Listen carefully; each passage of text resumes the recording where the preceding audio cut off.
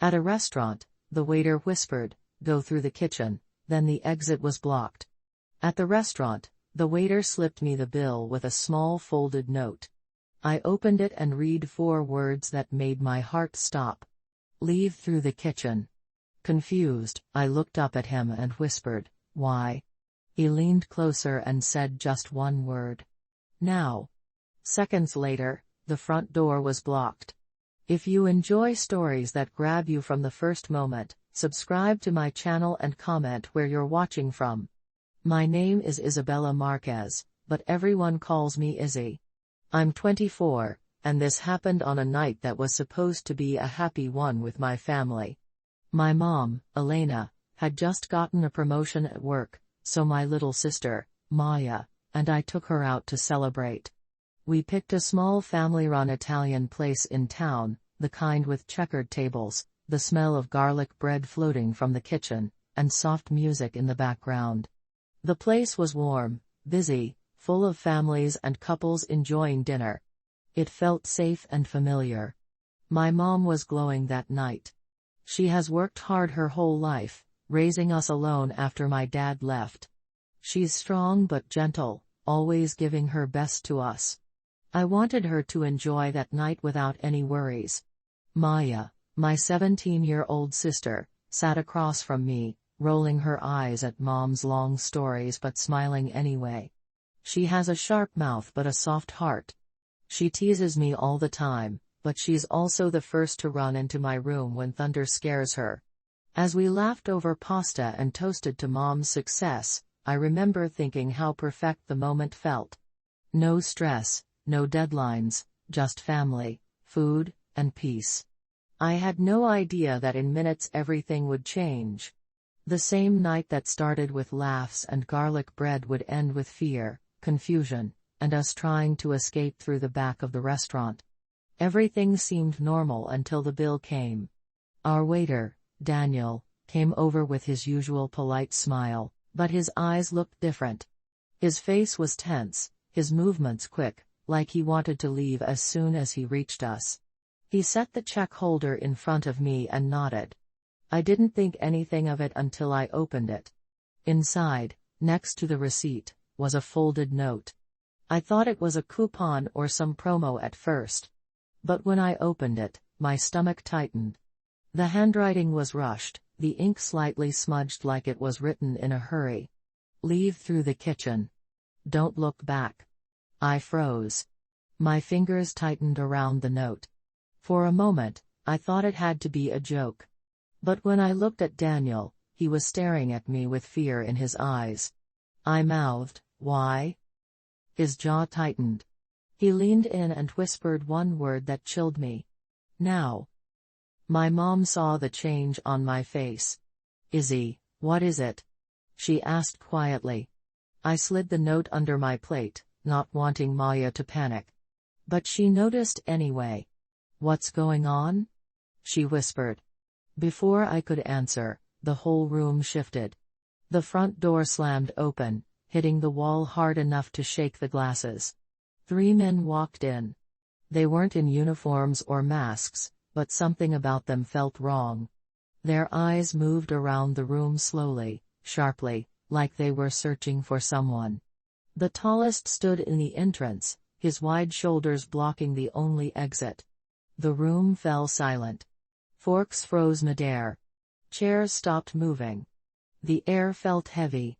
Mom grabbed my hand tightly. Maya's leg bounced under the table. "Izzy. Who are they?" she whispered. I had no answer. I only knew Daniel's warning was real, and whatever was happening was serious enough for him to risk giving me that note.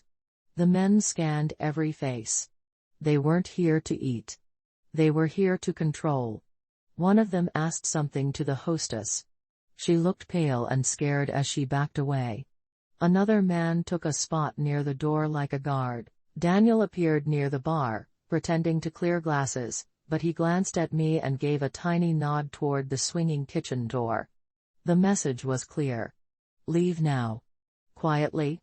Mom leaned in. "What did the note say, Izzy?" I swallowed. "He wants us to go through the kitchen." Maya's eyes widened. Why? What's happening? Before I could answer, the tall man at the door spoke. His voice was low but full of command. Nobody leaves. The room stiffened. The other two men began walking between tables, checking faces and corners. My heart pounded so loudly I thought everyone could hear it. If we stayed, they would eventually get to us. And I didn't want to find out why they were checking faces. Daniel passed by our table pretending to refill a glass and whispered, "Trust me. Move when they're distracted." Then he walked away. My mind raced. I wanted to run, but fear held me down. What if moving made them notice? But staying felt worse, like waiting for something terrible. Maya tugged my sleeve.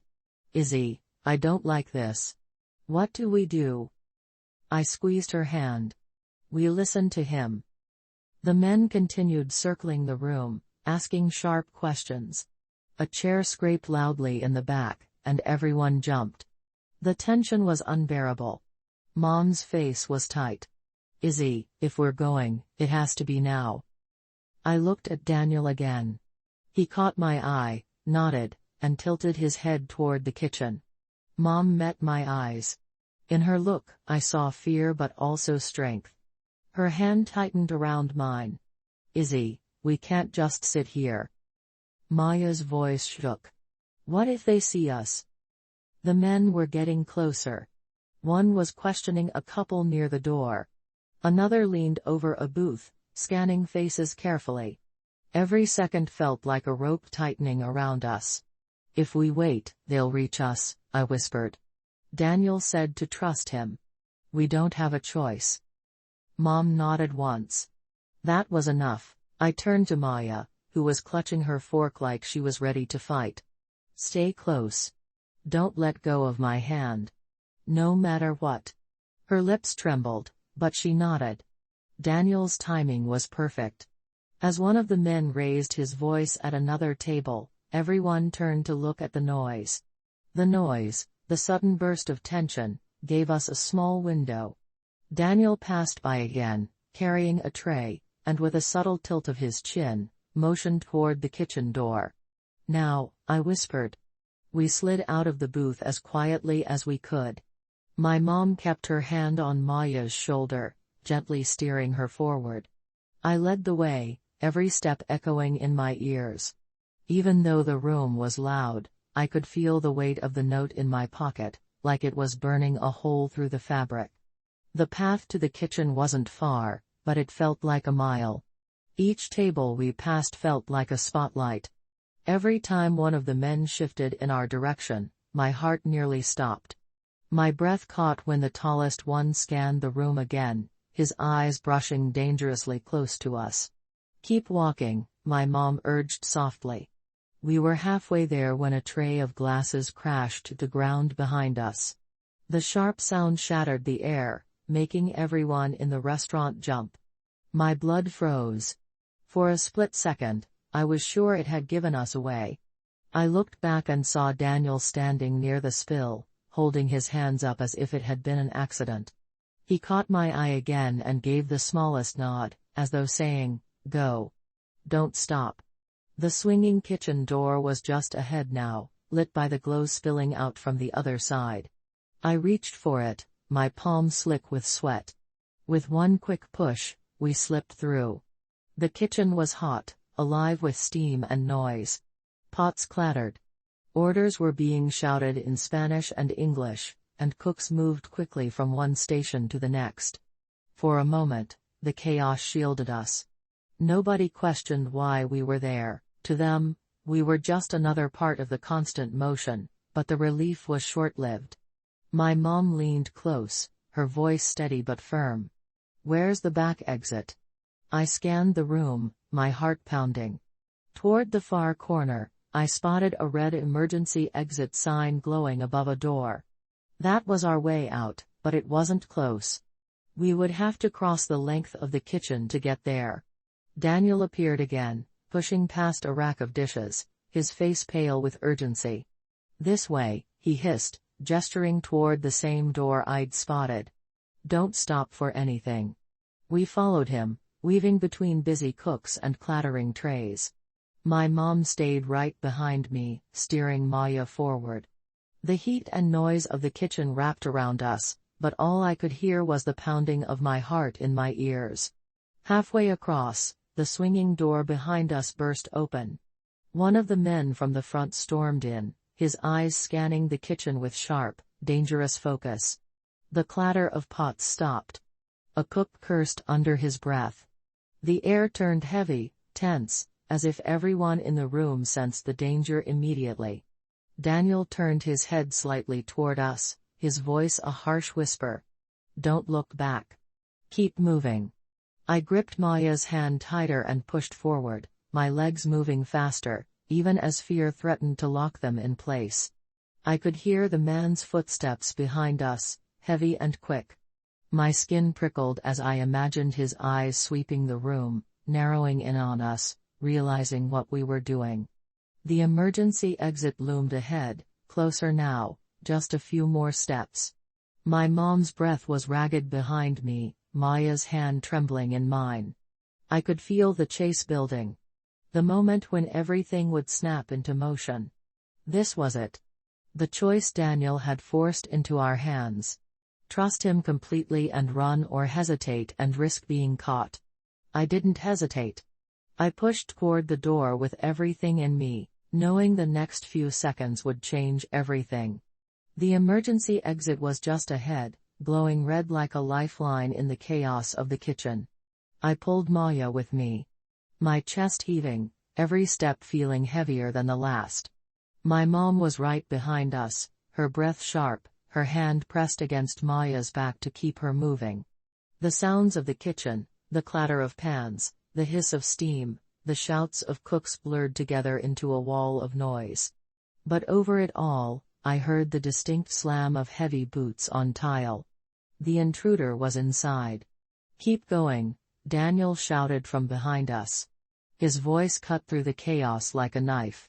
I didn't dare look back, but I knew he had stayed behind, trying to slow the man down. I heard the scrape of a metal tray being thrown, the crash of dishes shattering on the floor, followed by a grunt of anger. Daniel was buying us time, but time was running out. The door was so close I could almost touch it, but before we reached it, another figure burst into the kitchen from the dining room. My stomach dropped. It was the second man. He spotted us immediately, his eyes locking on me like a predator. He barked something to his partner, and they both started toward us. My mom's hand pressed harder against Maya's back. "Faster," she urged, her voice a mix of fear and fierce determination. I pushed my legs harder, but the kitchen seemed endless. The cooks had frozen mid-motion, their eyes wide, some clutching utensils as if they wanted to help, but didn't know how. We reached the final stretch. The glowing exit sign was directly above us now. My hand reached out, fingers brushing the cold metal of the push bar. Relief surged through me for a split second until I heard the footsteps pounding closer. I shoved the door open with all my strength. The metal bar gave way and the cool night air rushed in. Maya stumbled through first, then my mom, but as I started to push out, a rough hand clamped down on my arm and yanked me back. I screamed. The alley outside blurred as fear shot through me like lightning. The man had caught me. His grip was iron. His face inches from mine, his teeth bared in a twisted grin. "Where do you think you're going?" he hissed. My mom's voice split the air. "Let her go." She lunged forward, grabbing onto my other arm, pulling me with all her strength. Maya was crying, shouting my name.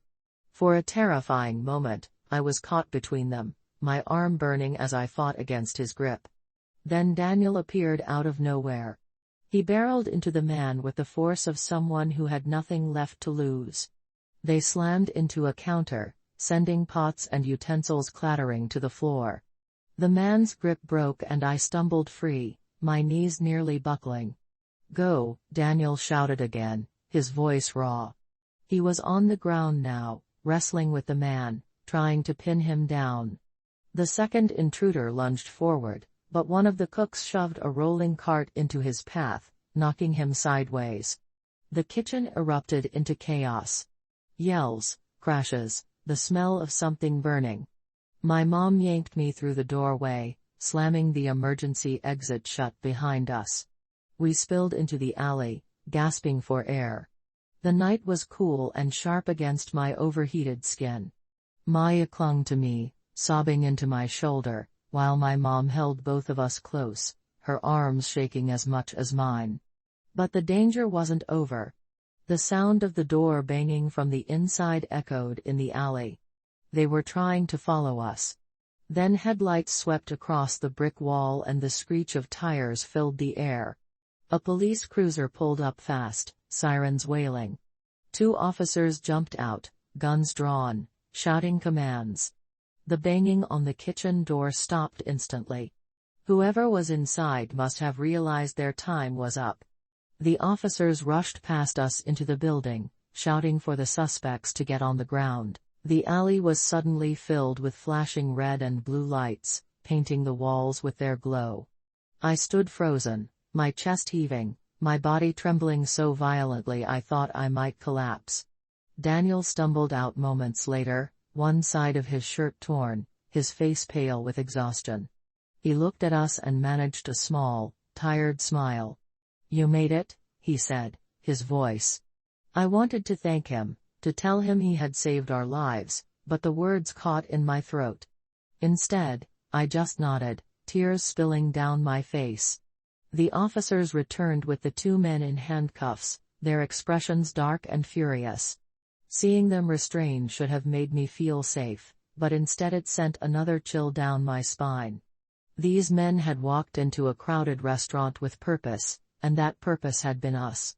I didn't know why, but I knew it wasn't random. As the police loaded them into the cruiser, Maya whispered, "They would have hurt us." I know they would have. My mom hugged us both tighter, her voice breaking, "We're okay. That's what matters. We're okay." But even as she said it, I knew this night had changed everything. The restaurant, once warm and comforting, had become the place where I learned how quickly safety could vanish. And how sometimes a stranger's warning is the only reason you survive. When the flashing red and blue lights faded, and the restaurant grew quiet again, the weight of what had just happened finally sank in. I sat on the curb outside with my mom and Maya pressed against me. Our bodies still trembling from the adrenaline.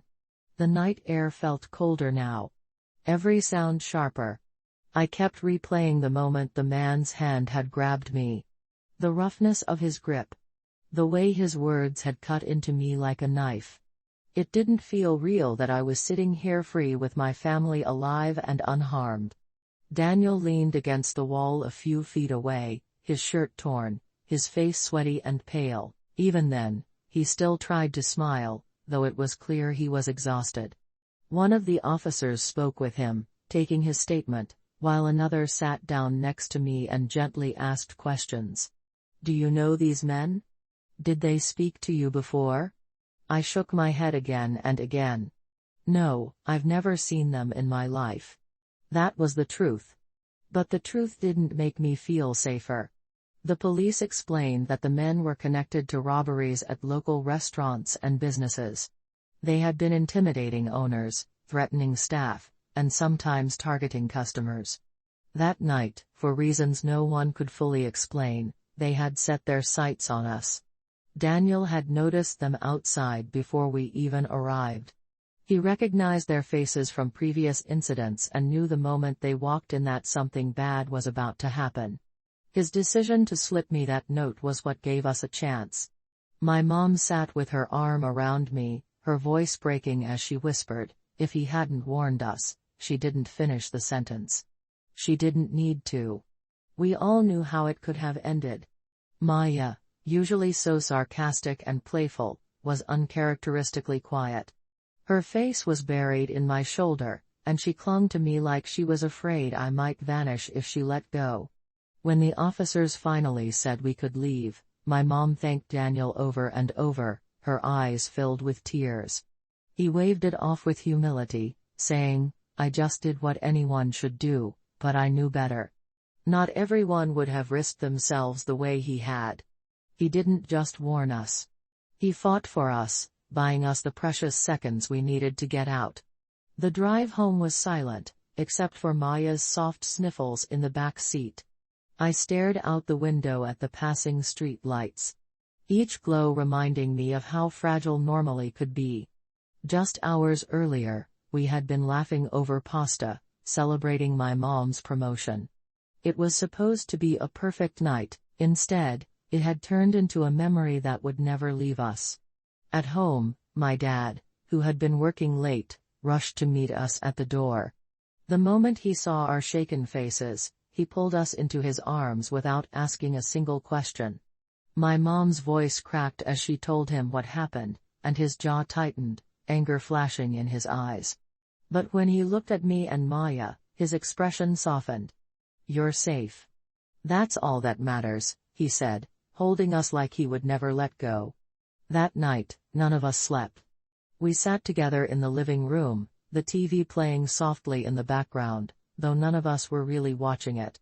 Maya curled up under a blanket, still trembling, while my mom and dad whispered to each other about what the police had told them. I sat there in the middle of it all, feeling both fragile and grateful. Fragile, because I had learned how quickly safety could be ripped away. Grateful because despite everything, we were still together. In the days that followed, I couldn't stop thinking about Daniel. His face, his urgency, his bravery. It stayed with me. When we went back to the restaurant to thank him again, he just smiled and said, "You don't owe me anything. Just take care of each other." That line stuck in my heart. It reminded me that even in the darkest moments, there are people in this world willing to stand up, even for strangers. The lesson I carried from that night was simple but powerful. Danger doesn't always announce itself. It can appear in the middle of a celebration in a place you thought was safe. But just as true as this, sometimes the smallest actions, like a waiter slipping a note, can mean the difference between tragedy and survival. Now whenever I sit in a restaurant, I find myself scanning the room. My instincts sharper than they used to be. It isn't paranoia, it's awareness. That night changed me. It showed me the value of trust, the importance of listening when someone sees danger before you do, and the strength of family when everything feels like it's falling apart. I will never forget the sound of Daniel's voice when he said, "Now." That single word saved our lives. And I'll never forget how my mom's steady hand, my sister's trembling grip, and a stranger's bravery carried us through the scariest night of my life. If you want more stories that keep you on the edge of your seat and make you think about the strength of family and strangers, make sure to subscribe to my channel and comment where you're watching.